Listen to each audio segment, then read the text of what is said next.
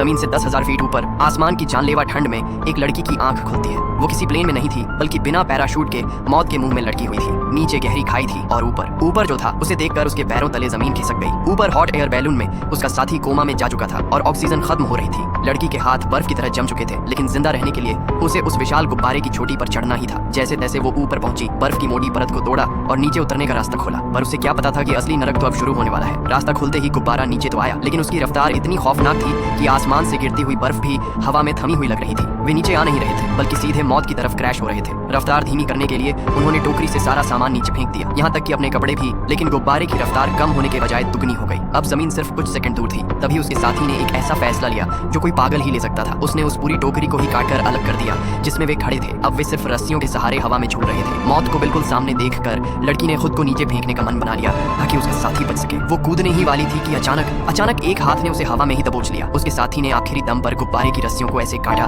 कि वो एक पैराशूट में बदल गया। दोनों की जान तो बच गई, लेकिन जब वे जंगल में गिरे तो दुनिया के सामने एक ऐसा सच आया जिसने इतिहास बदल दिया।